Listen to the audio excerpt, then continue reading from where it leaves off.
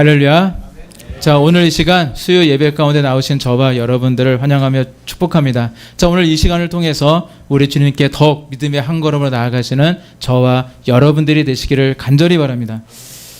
우리가 무언가를 배울 때 기초가 매우 중요하다라는 이야기를 많이 합니다. 자, 운동도 그렇고요. 어느 종목이든 정말 처음부터 기초부터 차근차근 배운 사람과 또 기초 없이 그냥 재미로 운동하는 사람은 좀 다른 것 같아요. 처음에는 다들 비슷비슷합니다. 근데 나중에 보면 그 실력 차이가요, 정말로 많이 벌어지게 되어집니다. 그만큼 기초가 중요하다라는 이야기입니다. 자, 그런데 기초를 배우는 건 사실 쉽지는 않은 일이에요. 왜냐면요, 맨날 똑같은 자세와 똑같은 동작을 반복해서 그것이 내 몸에 무의식적으로 나올 수 있을 정도로 그 몸에 익히도록 해야 합니다. 그래서 모든 동작을 하나씩 익히다 보면 그 동작을 익히는 데까지 시간이 오래 걸리고요. 그래서 빨리 자신도 다른 사람들처럼 빨리 고수가 되고 싶어서 요령부터 먼저 이렇게 연습하는 분들도 사실 많이 있는 것 같아요. 근데 그런 사람은요, 시간이 조금만 지나면 기본기를 잘 갖춘 사람과 좀 많이 차이가 좀 나는 것 같습니다. 제가 운동으로 몇 년 동안 이제 배드민턴이라는 걸 했었어요. 제가 운동을 이제 배드민턴을 했는데 요즘은 이제 조금 무릎도 안 좋고 허리도 안 좋고 그래서 요즘은 많이 하지는 않고 있습니다. 근데 이제 배드민턴도요, 그 코치한테 그 레슨을 하면서 그 차근차근 이제 기초부터 배운 사람들이 있고요. 그냥 재미로 처음부터 동작 같은 거 배운 게 아니라 처음부터 그냥 재미로 이제 게임만 하는 그런 사람들도 있어요. 그런데 처음에는요, 그 레슨하는 사람이 보면요, 어쩌보면 그 게임만 하는 사람들과 해도요, 보더라도 그 차이가 별 차이가 없어요. 오히려 레슨을 받는 사람보다 게임만 하는 사람들이 오히려 더 잘하고 서로 게임이 붙으면은 오히려 그 사람이 레슨도 받지 않는데 오히려 이기고 그런 모습도 사실 보입니다. 왜냐면요, 코치가요, 늘 당부하는 게 게임을 하지 말라고 이야기를 하거든요. 게임을 많이 하면 배운 대로 하지 않아서 자세가 틀어지니까 게임하지 마세요. 그렇게 이야기를 해요. 어느 정도 배울 때까지 하지 마라. 그렇게 얘기를 하는데, 그래서 계속 스텝 연습, 계속 스윙 연습, 자세 연습만 하다 보면요, 정말 재미가 없거든요. 힘도 들고, 숨은 여기까지 콕 뛰면서 넘어오는데, 힘은 드는데, 잘 드는 것 같지도 않고, 그러면서 굉장히 지루합니다. 그런데 게임부터 한 사람은요, 게임이 재밌거든요. 하다 보면 길도 알고 요령도 좀 생깁니다. 그래서 오히려 레슨을 안 받은 사람보다 오히려 더 잘하는 것처럼 느껴질 때도 있더라고요. 자, 그런데 그렇게 6개월, 1년, 2년 지나면요, 나중에는 이 둘 차이가 정말 많이 엄청나게 벌어지는 것을 느끼게 되어집니다. 그리고 기초를 배우지 않은 사람을 보면요, 어떤 문제가 생기냐면 게임을 잘하고 못하고 문제가 아니라 잘못된 자세로 계속 하다 보니까 어느 정도 이제 실력이 늘다가 딱 정체기가 와요. 더 이상 실력이 늘지 않고요. 그리고 게다가 잘못된 자세를 하다 보니까 이제 몸에 자꾸 무리가 오다 보니까 여기저기 많이 다치는 것도 많이 보게 되어집니다. 자, 이것은요, 운동만이 아니라 다른 예체능 분야에 있어서도 보게 되어지면 음악이나 또 미술을 공부하는 학생들도 보면 그 고가의 그 레시피까지 내면서 투자하는 이유가 무엇이겠습니까? 자, 레슨 선생님과 함께 이제 수업을 해보면요, 사실 특별한 것은 없어요. 선생님 옆에 앉아가지고 이렇게 설명만 해주지 특별히 해주는 것은 없는 것 같아요. 근데 많은 것을 가르쳐주는 것이지도 않아요. 그런데 비싼 과외료를 받습니다. 그런데 좋은 선생님일수록 특징이 뭐냐면 그 배우는 학생의 잘못을 잘 지적해 준다는 거예요. 그 학생이 뭔가 잘못된 자세나 잘못된 습관이 있으면 그거부터 지적하고 가르칩니다. 만약 기초가 없으면 기초부터 보강하도록 가르칩니다. 그리고 이렇게 잘못된 자세와 그런 습관만 바꿔도 이제 실력이 아주 쑥쑥쑥 잘 자라게 되는 것을 보게 되어집니다. 그래서 아낌없이 돈을 투자해서 레슨을 받는 거거든요. 여러분, 혹시 노래 잘하고 싶으십니까? 어떠세요? 노래 잘하고 싶으세요?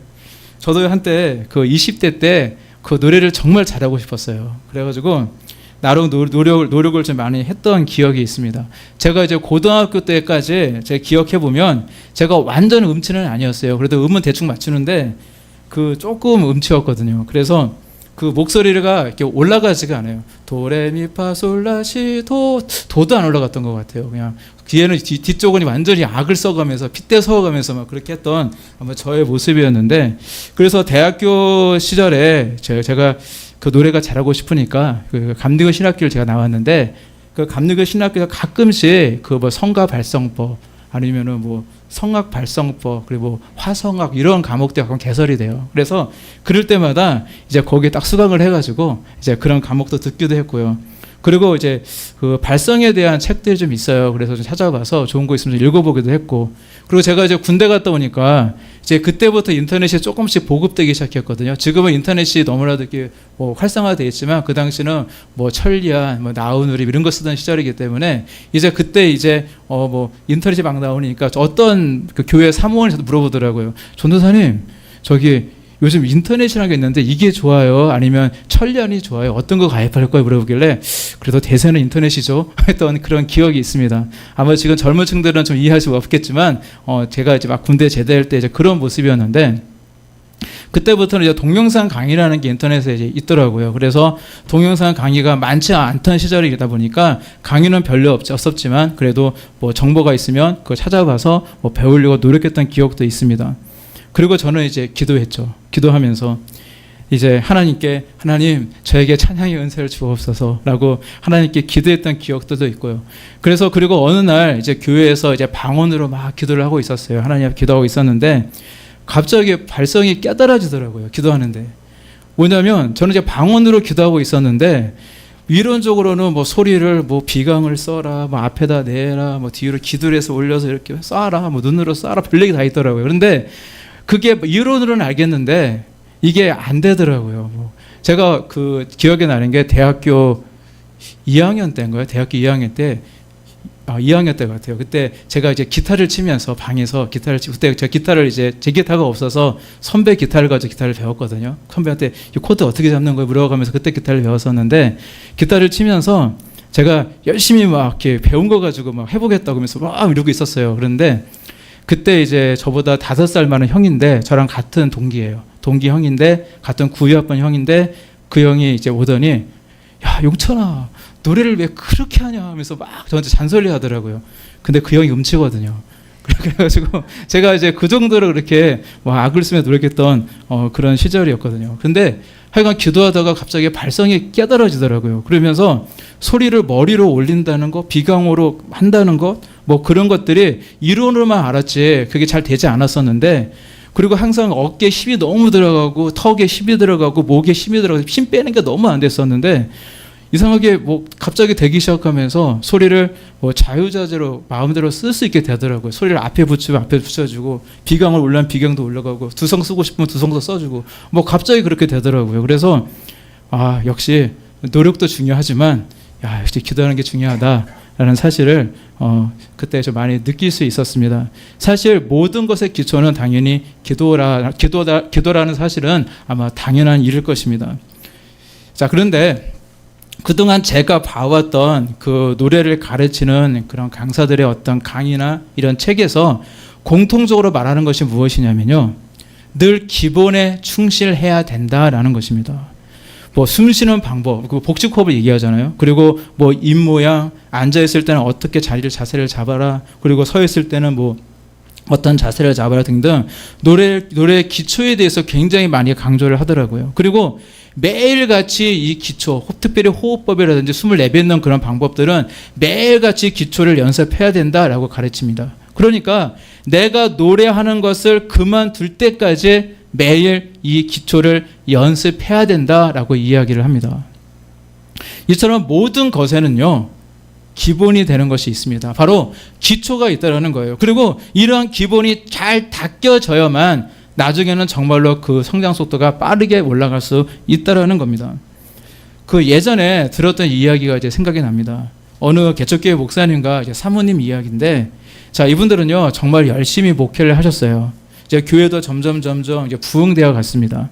그리고 이제 자녀 중에 이제 예쁜 딸이 하나 있었는데 어느 날 교회 성도님이요 개척교회니까 돈이 없잖아요. 그래서 아이들한테 많은 걸 가르칠 수 없었는데, 그런데 이 성도님이 이제 피아노 학원을 하시는 분이에요. 그래서 그 목사님의 그 가정을 섬기고자 하는 마음으로 이제 돈을 받지 않고 무상으로 이 따님을 가르쳐 주겠다라고 그렇게 이야기를 하는 겁니다. 그래서 너무 고마운 마음으로, 정말로 감사한 마음으로 이제 그렇게 딸이 피아노 공부를 시작하게 됩니다.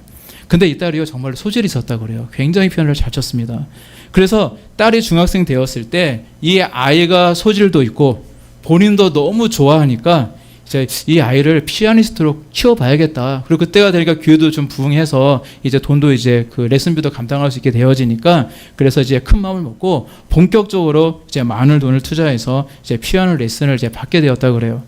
그런데 그 레슨 선생님부터 아주 천천병력 같은 이야기를 들었다고 합니다. 뭐냐면은 너무 오랜 시간 동안 이 아이가 잘못된 자세로 계속 피아노를 쳤다는 거예요. 그래서 이 아이의 자세를 바꿔보려고 선생님이 노력을 많이 해봤는데 이미 자세가 굳어져 버렸다는 겁니다. 그래서 피아노를 그냥 잘 칠 수는 있대요. 누가 봐도 와, 저 피아노 정말 잘 친다 라고 잘 칠 수는 하는 건 가능하지만, 이게 아주 섬세하게 피아노를 쳐야 하는 그 피아니스트로서는 좀 가능성이 없다라고 이야기를 했다고 그래요. 그러니까 이미 굳어진 것을 고칠 수가 없다. 그 선생님도 이제 고쳐볼 애를 써봤는데 그게 안 됐던 거예요. 그래서 그 딸은 어쩔 수 없이 이제 피아니스트의 꿈을 이제 접을 수밖에 없었다고 합니다. 교인이 좋은 마음과 좋은 뜻을 가지고 가르쳐 주었던 것이었지만, 자, 이 교인이 사실은 뭐 정식적으로 그 피아노를 이렇게 배웠던 분은 아니었나 봐요. 그래서 아무래도 잘못된 자세로 가르치던 것이고, 또 그렇다고 이 교인한테 좋은 마음을 했던 일인데 뭐라고 할 수도 없는 일이고, 그래서 굉장히 안타깝다라는 그런 이제 일이 있습니다. 이처럼 기초와 기본기가 중요하다는 겁니다.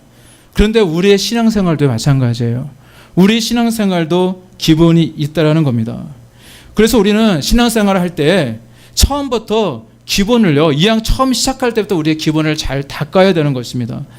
혹여 내가 오랜 세월이 흘러서 우리의 신앙의 기본기가 조금씩 망가지고 있다면 다시 정신 차리고 늘 신앙의 기본기를 잘 다져야 한다는 것입니다. 그리고 우리의 신앙의 가장 기본적인 것이 무엇이겠습니까? 우리가 신앙생활을 하면서 말씀도 잘 알아야 하고요, 또한 봉사와 섬김의 모습도 물론 있어야 합니다. 그런데 가장 중요한 것은, 기본은 무엇이냐? 바로 우리 예수님을 믿는 믿음인 줄로 믿습니다. 믿음이 중요한 거거든요. 바로 우리의 믿음의 기초를 처음부터 잘 닦아놔야 된다는 겁니다. 어떤 사람, 이런 사람들이 있어요. 예수님을 왜 믿습니까? 복 받으려고요. 잘못됐다는 거예요. 예수님을 믿는 건요, 우리 예수님이 우리의 구주시기 때문에, 나를 위해 십자가의 은혜를 주셨기 때문에, 정말로 우리가 하나님의 나라를 위해서, 우리 하나님께 그 순종하기 위해서 기타 등등 많은 이유가 있겠지만, 그런 이유로 인해서 우리는 예수님을 믿고 있는 겁니다. 그래야 우리는 어떤 환경 속에서도 늘 꿋꿋이 우리 주님만을 바라보며 나아갈 수가 있다는 것입니다. 아무리 우리가 교회에서 중직이어도, 아무리 우리가 섬김과 봉사를 통해서 좋은 일을 많이 했다고 한들, 하나님이 정말 우리에게 훗날, 아니면 지금 우리에게 정말로 귀한 권능을 주셔서 수많은 귀신을 내어쫓고 병자를 고치고 수많은 영혼을 구원하는 일에 우리가 동참했다고 해도, 예수님을 믿는 그 순수한 믿음에 내게 만약 문제가 생긴다면 마치 공동탑이 화르르 다 무너지는 것처럼, 그런 말이 있는 것처럼 우리의 모든 것도 다 잃고 말 것입니다. 아무리 수많은 위대한 일을 하고 수많은 영혼들을 우리 주님께로 인도하여서 구원해내는 그런 일에 동참했다 할지라도, 정작 내 영혼이 만약 지옥에 떨어진다면 사실 무슨 소용이 있느냐는 말입니다. 따라서 우리가 어린 자식에게 뭐 영어 단어 하나 더 외우게 시키고 뭐 수학 문제 하나 푸는 것을 가르치기보다 먼저 우리는요, 우리 주님을 향한 그런 순수한 믿음을 심어주는 것이 더 중요한 일이고요. 그리고 저와 여러분들 모두도요, 늘 우리 주님만을 바라보며 우리 주님만을 믿고 정말로 믿음의 삶, 우리 하나님께 원하시는 삶, 순종의 삶을 살아가는 것이 중요한 줄로 믿습니다. 그리고 혹여 지금 하나님께 우리가 잘못을 했고 또 하나님께 불순종을 했어도요, 그래서 하나님 보시기에 정말 죄악 가운데 설령 내가 있다고 해도요, 과거에 이러한 믿음의 기초를 좀 잘 다졌던 사람은요, 언젠가는 우리 주님께로 그 마음을 돌이키는 것을 많이 보게 되어져요. 돌이킬 수 있는 힘이 생겨진다는 겁니다. 그리고 우리 신앙은요, 지금이 중요하잖아요. 과거에 얼마나 잘못하니까 중요한 것이 아니라 바로 지금이 중요하기 때문에 지금까지 믿음의 기초를 내가 혹시 잘 닦지 못했다고 한다면 바로 오늘부터 우리는 믿음의 기초를 잘 닦으시면 되는 겁니다. 바로 지금부터 우리는 잘하면 된다는 것이에요. 그리고 이제 우리의 의도에 다르게 우리가 인생을 살다 보니까 좀 우리가 연약한 인생이다 보니까 우리가 의도와 다르게 정말 하나님부터 좀 어긋나는 경우도 사실 있을 수 있을 거예요. 자, 우리 주님을 떠나지 않는 삶이 가장 최고의 삶인 것은 맞지만은, 그러니까 우리도 인간이잖아요. 연약하잖아요. 부족하잖아요. 정말 과거에 다윗도요, 정말 하나님 보시기에 정말로 부끄러운 모습이 있기도 했었는데, 뭐 우리야 뭐 말할 것도 없을 겁니다. 우리도 사실 굉장히 연약한 인생들입니다. 그러나 중요한 것은요, 우리가 깨닫게 되었을 때 우리 주님께로 그 마음을 돌이킬 수 있어야 한다는 것입니다. 우리 하나님께로 정말로 그 마음을 돌이킬 수 있는 사람이 바로 용기 있는 사람이고요. 하나님께 돌이킬 수 있는 사람이 궁극적으로 승리하는 일꾼이 되어지는 줄로 믿습니다. 자, 우리가 우리 주님 앞에 나올 때 우리 하나님은 사실 우리의 모든 것을 이미 다 알고 계십니다. 그리고 우리 주님은요, 절대 의롭고 거룩하고 정말로 뭔가 준비된 사람만을 찾으시고 부르시는 것은 절대 아니라는 사실입니다. 연약한 사람, 정말 죄악이 많은 정말로 우리와 같이 연약한 그런 사람을 부르시는 하나님이시다라는 겁니다. 그리고 오늘 보신 이 성경 말씀은 바로 그것을 우리에게 이야기해 주고 있습니다. 자, 오늘 보신 이 말씀에서 자, 예수님께서 하루는 이 베드로가 고기를 잡고 있는 현장 속으로 찾아오십니다. 자, 근데 베드로는요, 지금 고기를 잡고 있습니다. 근데 명색이 직업이 정말 어부인데, 그는요, 그동안의 그 명성에 걸맞지 않게 자신의 경험과 자신의 노하우를 다 동원을 해서 밤새도록 그물질을 했고 그물을 던졌지만 물고기를 단 한 마리도 잡지 못하고 허탕을 치고 있던 베드로였습니다. 성경에는 구체적으로 기록이 되어 있지 않지만은, 자, 밤새 정말로 물고기 한 마리로 잡지 못했던 이 베드로의 심정이 과연 어땠을까요? 자, 어부가 물고기를 잡는다는 것은요, 바로 생계와 직결된 일이었습니다. 근데 한 마리도 잡지 못하면 전혀 돈을 벌 수가 없는 거잖아요. 자신의 처와 노모를 생각할 때 베드로의 심정은 과연 어땠을까요? 아마도 정말 필사적으로 그 물고기를 잡으려고 애를 썼을 거예요. 내가 이 물고기 한 마리를 잡지 않으면 오늘 먹을 그런 반찬과 그런 밥과 정말로 필요한 것들을 사 가야 되는데 이제 이런 것을 살 돈이 없잖아요. 그렇기 때문에 그 당시에 뭐 물고기 잡고 근근히 살아갔던 정말로 가난한 어부로서 정말로 뭔가 물고기도 많이 잡고 그래야지 뭔가 이제 내 노모를 위해서 정말 처자식을 위해서 뭔가 먹일 수 있을 건데, 정말로 그러기 때문에 정말로 어떻게 하든지 물고기를 잡기 위해서 아마 계속 그물을 던지고 또 던지고 또 끌어올리면서 밤새 아마 땀을 흘리며 아마 애를 썼을 거예요. 그런데 그럴수록 그에게 찾아왔던 것은 절망감밖에 없었다는 것입니다. 그리고 이제 베드로와 베드로의 그 동업자들, 그 일행들이 이제 예수님을 만났을 때는 그들은 이미 다 포기한 후였어요. 이미 해가 떴고 이들은 찹찹한 마음으로 집에 가려고 그물을 손질하고 있었습니다. 그때 예수님께서 그들에게 다가오셨습니다. 3절 말씀에 이렇게 기록하고 있습니다. 예수께서 한 배에 오르시니 그 배는 시몬의 배라 육지에서 조금 떼기를 청하시고 앉으사 배에서 무리를 가르치시더니 라고 기록이 되어 있어요.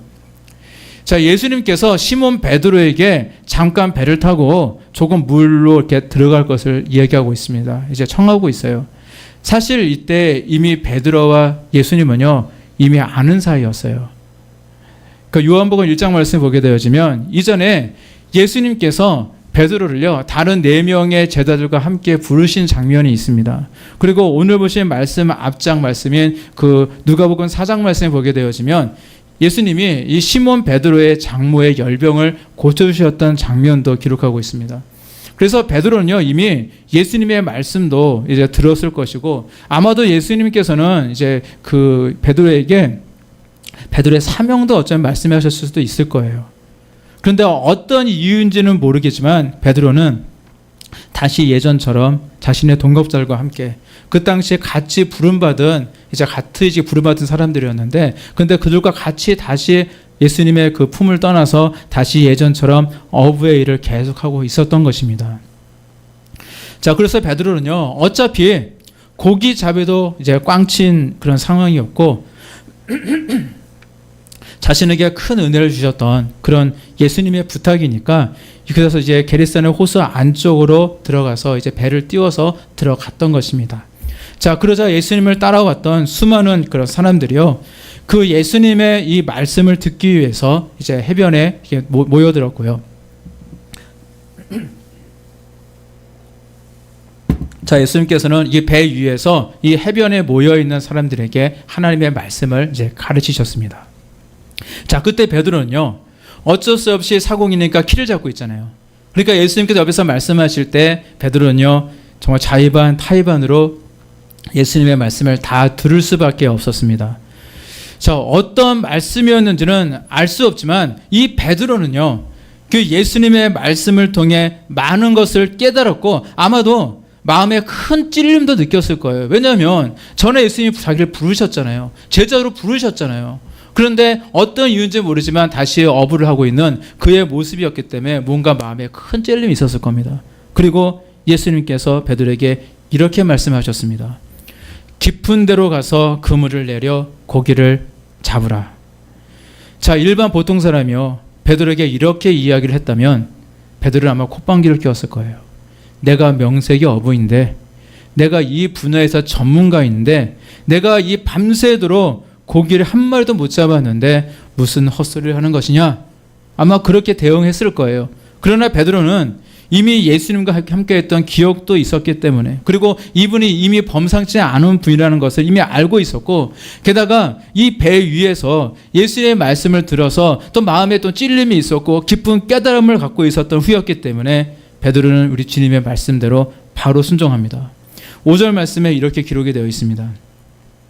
시몬이 대답하여 이르되 선생님, 우리들이 밤이 새도록 수고하였으되 잡은 것이 없지만은 말씀에 의지하여 내가 그물을 내리니이다 하고, 그는 예수님의 말씀에 순종해서 그물을 내렸을 때 어찌나 물고기를 많이 잡았는지 2배 가득 물고기를 채워지는, 정말 그물이 찢어지는 듯한 그런 역사를 경험하게 되었습니다. 그들은요, 소위 대박이 난 거예요. 이제 그들은요, 많은 돈을 벌 수가 있었습니다. 이것을 물고기만 팔아도요, 그들은요, 정말로 뭐 한 달이든 2달이든 오랜 시간 동안 아마 놀면 먹을 수 있는 게 다 준비가 됐을 거예요. 그렇게 많은 돈을 벌 수 있는 양이었습니다. 이것을 경험한 베드로는요, 이미 예수님의 말씀을 들을 때에도 큰 깨달음이 있었는데, 게다가 물고기를 가득 잡았다고 하는 정말로 자신의 이성과 자신의 경험으로는 도저히 이해할 수 없는 불가능한 이적을 경험하게 되었을 때에 그는 예수님 앞에 엎드릴 수밖에 없었습니다. 그리고 그가 내뱉었던 고백이 무엇인지 아십니까? 그는 이렇게 이야기해요. 주여, 나를 떠나소서, 나는 죄인으로소이다. 하나님을 만난 사람의 특징이 바로 이런 모습이 있다는 것입니다. 무엇이냐면 자신의 존재에 대해서 깨닫게 되어진다는 거예요. 나는 누구인가를, 내가 얼마나 연약하고 내가 얼마나 죄악 많은 사람인지를 분명하게 깨닫게 되어진다는 것입니다. 바로 나는 죄인이라는 것입니다. 그 사실을 베드로는 깨달았고 고백하고 있었던 것입니다. 이제 베드로에게는요, 지금 물고기를 많이 잡아서 돈을 많이 벌 수 있다는 것이 중요한 것이 아니었습니다.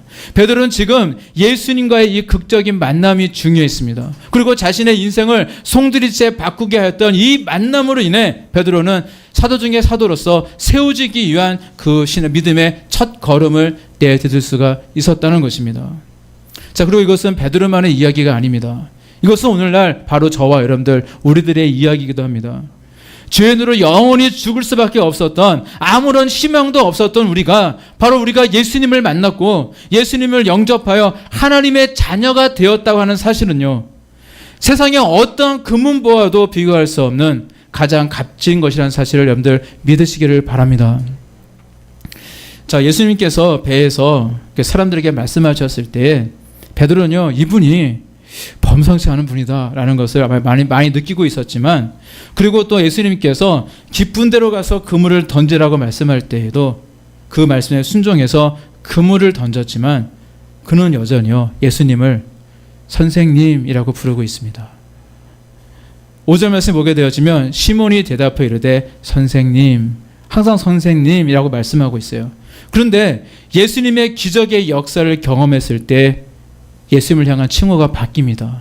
8절 말씀에 시몬 베드로가 이를 보고 예수의 무릎 아래 엎드려 이르되 주여 나를 떠나서서 나는 죄인으로소이다 하니.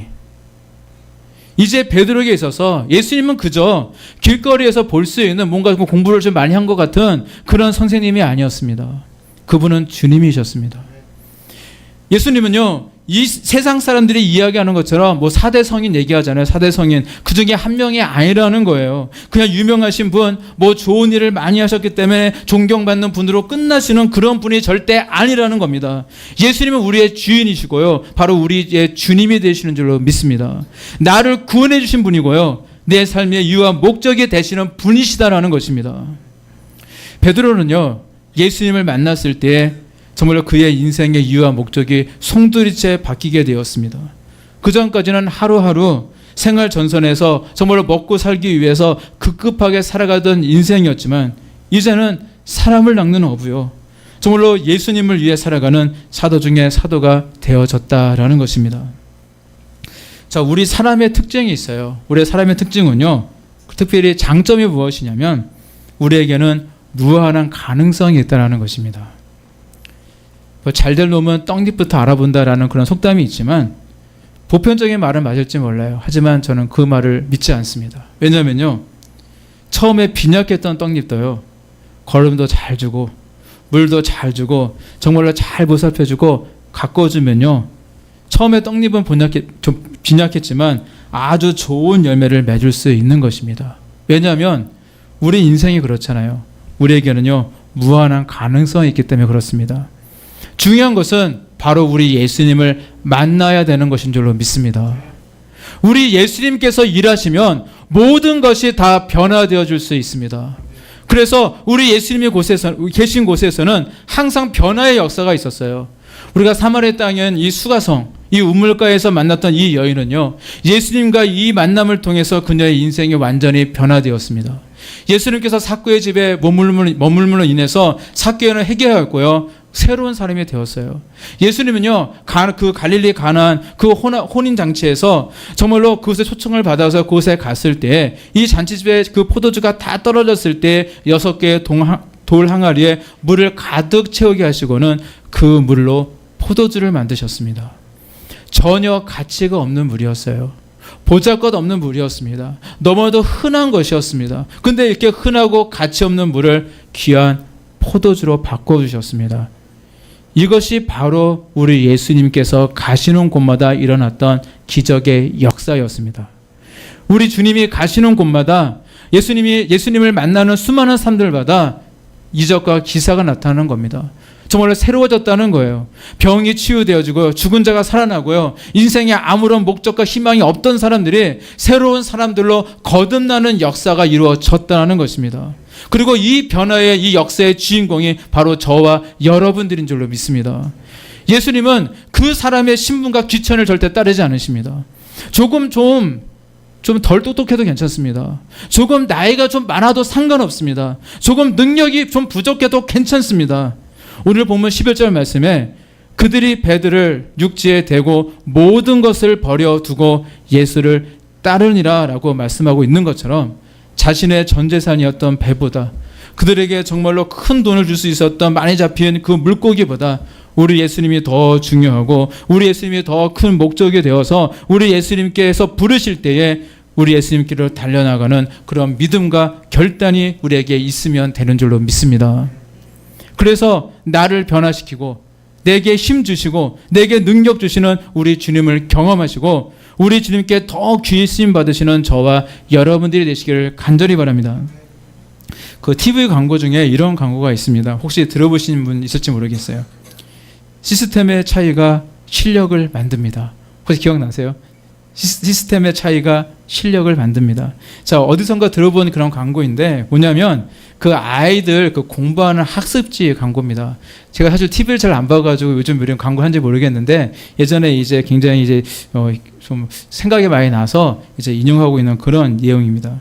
그런데 이 광고가요, 참 일리가 있다는 생각이 들어요. 자, 아이들이요, 그 공부할 때 보면 아이들은 특이한 게 있어요. 제가 30대 초반 때 저기 시골교회에서 제가 목회하던 시절에 그 동네 그 아이들이요 주변에 그 학원이 없어요. 제가 강화도에서 목회를 했었는데 강화도 그 온수리 그 길상면이라고 하는 그쪽에서 제가 목회를 했었습니다. 제가 그때 수련목이었기 때문에 좀 큰 교회 이제 전도사로서 이제 그렇게 이제 목회를 했었는데, 근데 이제 아이들을 가르쳐 보면요 참 특이한 게 있어요. 뭐냐면 아이들은요 꼭 문제를요 꼭 틀린 것만 또 틀려요. 되게 신기해요. 전에 시험에 문제 분명히 나왔던 문제였는데 또 틀립니다. 그러면 다음에 또 비슷한 유형의 문제가 나면 이제는 맞춰야 되잖아요. 저번에 틀렸으니까. 안 그래요. 대부분의 아이들이 또 틀립니다. 왜냐하면 그 부분이 약하기 때문이거든요. 조금만 응용이 되면 아들이 틀려버리는 거예요. 그래서 실력 있는 아이들의 모습은요, 그 시험을 보고 나서 뭔가 틀린 문제가 있으면 철저하게 그 틀린 이유를 찾아서 그 부분을 보완합니다. 제가 이제 고등학교 다닐 때 늘 저희 선생님이 늘 강조했던 게 뭐냐면, 시험을 보고 나면 그거 버리지 말고 꼭 스크랩을 해놓으라고 그랬어요. 특별히 시험 보기 전에 꼭 틀렸던 문제들 꼭 체크하고 넘어가라. 제가 이런 이야기를 했었는데 사실 그게 도움이 많이 됐었거든요. 그래서 그 말에 순종해서 뭔가 자기가 자꾸 틀리는 문제를 정말 보완하고 정말로 그 철저하게 이유를 밝히고 노력하는 친구들은요, 그런 사람들이 고득점을 할 수 있고 실력이 향상될 수가 있는 것입니다. 맨날 똑같은 문제, 정말 자기가 정말로 잘 푸는 문제만 열심히 풀어가지고는요 절대 실력이 향상되지 않아요. 그래서 공부할 때는요 원칙이 있는데 좀 힘들게 공부해야 됩니다. 쉽게 하는 게 아니에요. 공부는 자기가 하기 힘든 부분, 이거 공부하기 싫어하는 법으로 그 부분을 더 집중적으로 파야 돼요. 그리고 그 부분이 단점이라면 그 단점을 보강하려고 애를 써야 됩니다. 그래야 성적이 오를 수 있습니다. 이것은요 우리 인생도 마찬가지입니다. 왜 나는 안 될까? 만 고민하면서 정말로 내가 많은 돈을 물려주지 못한 우리 부모님 원망하고 있고, 정말 나쁜 내가 머리 이렇게 나쁠까 하게 머리만 탓하고 있고, 또 어려운 환경만 탓하는 것이 아니라 지금 현재의 나의 모습을 정확하게 판단하고, 만약 나의 그 문제, 특별히 믿음, 신앙의 문제, 내게 문제가 있다면 우리는 그것을 반드시 해결하고 넘어가야 된다는 것입니다. 따라서 우리는 신앙인으로서 우리의 생사화복을 주관하시는 우리 하나님을 향한 나의 모습 가운데 무언가 잘못된 것은 없는지 잘 파악하고, 만약 잘못된 부분이 있다면 우리는 과감히 그것을 고칠 수 있는 그런 믿음의 결단이 우리에게 있어야 된다는 것입니다. 여러분, 이왕 시스템 얘기가 나왔으니까요, 이왕이면 예수 시스템으로 바꾸시기를 바랍니다. 내 편한 대로 살고 싶어하는 그런 분들 많아요. 교회는 다니는데 내 편한 대로 생활하시는 분들이 있어요. 그래서 인본주의적인, 그 사람을 위주로 하는 인본주의적인 삶의 그런 시스템을요, 우리 예수님이 중심이 되어지는 예수 시스템으로 바꾸시기를 바랍니다. 예수 시스템 안에서는요 절대 교만한 사람을 찾아볼 수가 없습니다. 왜냐하면 이 시스템은요 우리 주님을 향한 순수한 믿음으로부터 시작하기 때문입니다. 그래서 여기 속한 사람들은요 내 자신이 원래 죄인이었다는 사실을 너무너무 잘 알고 있습니다. 그리고 내가 죄인이었다는 사실을 잘 알고 있는 사람은요 절대 내가 잘나서, 내가 똑똑해서, 내가 뭔가 잘했기 때문에 잘 되었다라고 이야기하지 않아요. 다시 말해서 교만해지지 않는다는 이야기입니다. 원래는 내가 죄인이었고 죽을 수밖에 없는 나를 살리신 우리 예수님께서 내게 은혜를 주시고, 내게 지혜를 주시고, 내게 용기를 주시고, 내게 재능을 주셔서 내가 할 수 있었습니다 라고 고백하게 되어진다는 겁니다. 그래서 모든 일을 이루시는 우리 주님만을 높이게 되어진다는 것입니다. 저는 우리 도리교회가 이제 부흥의 현 시점, 정말 이제 곧 부흥이 되어지는 이 현 시점 안에서 굉장히 이것이 중요하다고 생각을 합니다. 왜냐하면요 지금은 저와 여러분들에게 많은 은사 능력이 안 나타날 수도 있어요. 뭔가 보여지는 것도 없는 것 같고, 뭔가 저분은 굉장히 천사형이만 깨어 계시는데 나는 왜 이럴까, 이런 분들 사실 계시더라고요. 그런데 그렇지 않습니다. 조금 지나면 여러분들에게 하나님께서 많은 능력을 주실 거고 뿌리를 굉장히 많이 높여주실 거예요. 그런데 문제는 그때 하나님께서 내게 뿔을 높여주셔서 내가 기도했더니 귀신들이 막 두려워 떨면서 떠나가고, 불치병이 막 치유되어지고, 정말로 하나님의 음성이 들리고, 수많은 사람들이 하나님의 그 말씀을 대언하되고 예언도 하게 되어지고, 여러분들이 뭐 전 세계 다니면서 각 선교국을 관리하고, 정말로 그런 일이 생길 때 정말 지금 그게 될까 싶지만 될 겁니다. 근데 문제는 뭐냐면 그때 내가 잘났으니까, 그동안 내가 열심히 기도했으니까, 내가 뭔가 열심히 했으니까 하나님께 나에게 그런 은혜를 줬지, 내가 믿음이 좋으니까, 그게 아니라는 거예요. 나는 죽을 수밖에 없던 죄인이었다는 겁니다. 아무것도 아니었다는 거예요. 정말로 하나님께서 나를 부르셨고 나를 정말로 쓰시지 않았다면 나는 정말로 세상 가운데 별 볼 일 없이 살다가 그렇게 죽을 수밖에 없는 그런 연약한 인생이었다는 겁니다. 그런데 우리 하나님께서 우리를 사명자로 부르셨고 정말 우리에게 귀한 사명을 맡기셨고 능력 주셨고 이 모든 것을 이루셨다는 사실들을 늘 고백하시기를 바랍니다. 오직 우리 주님만을 높이시며 살아가시는 저와 여러분들이 되시기를 간절히 바랍니다. 주여 나를 떠나소서 나는 죄인으로서이다. 이 고백은요 절대 부끄러운 고백이 아닙니다. 우리의 신앙은 바로 여기에서부터 출발하기 때문입니다. 우리가 늘 잊지 말아야 될 것은 우리는 원래 다 죄인이었다는 사실이에요. 물론 우리 주님께서 십자가에서 달려 죽으심으로 그 모든 피를 쏟으심으로 말미암아 우리의 모든 죄악을 다 용서해 주셨고 그리고 정말로 사해 주셨기 때문에 절대 다시는 우리의 죄악에 대해서 묻지는 않으시겠지만 내가 스스로 이루어진 것이 절대 아니라는 것입니다. 그래서 우리는 이렇게 이야기를 해야 돼요. 원래 나는 죄인이었는데 용서받은 거잖아요. 그렇기 때문에 우리는 용서받은 죄인. 우리는 용서받은 죄인이라는 사실입니다. 그래서 내가 죄인인데 용서받아서 더 이상 나에게 죄를 묻지는 않지만 내가 용서받은 죄인이기 때문에 우리는 잘난 척할 수 없는 거고요.